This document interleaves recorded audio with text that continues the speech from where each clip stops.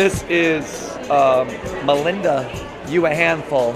You know, she's making the crystals, but actually one of our dancers made this for him, and he wore it, and I said, I like that.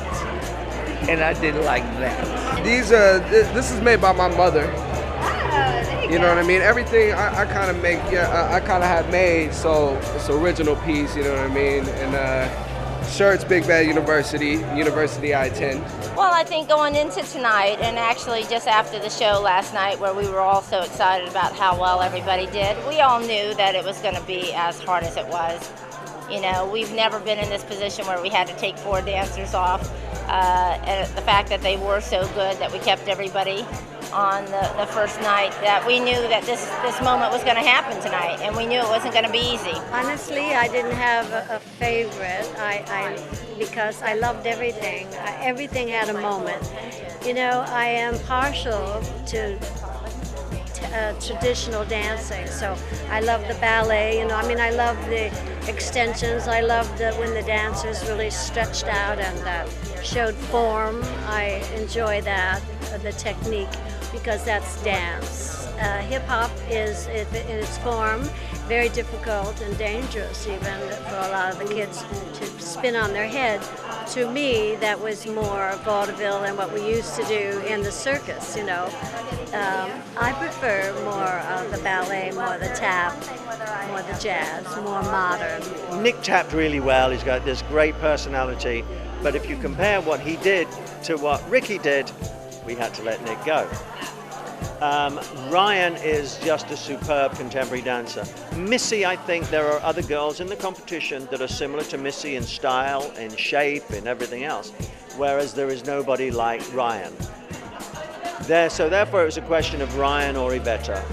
And we just believed that Ryan would give us a broader base. We think she's got a long way to grow, and she has the capability of growing.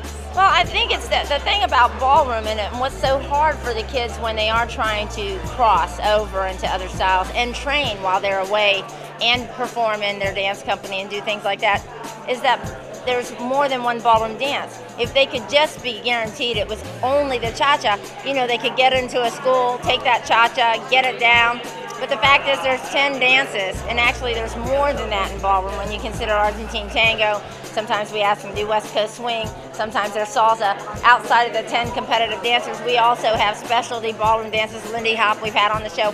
So there are so many ballroom dances, it's very difficult, unless you're ballroom, that you can be an expert or at least get proficient. If I knew what America was going to pick up the phone for, I'd be a billionaire instead of a millionaire.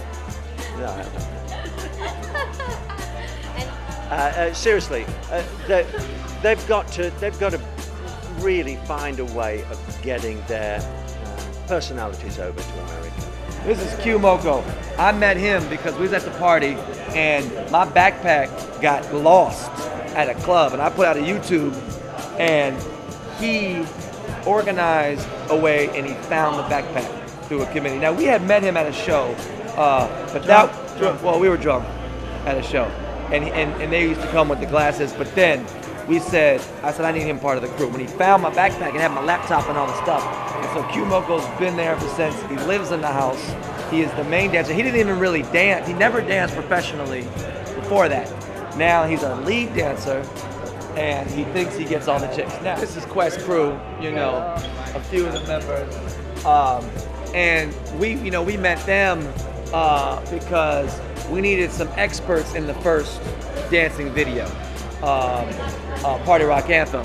And so we got with Hawk, you know. I got with Hawk. I seen him at the movies. He was watching Social Network. Social Network, and we exchanged digits. And it's the Hollywood thing to do. But we followed up. You know, doesn't happen that often.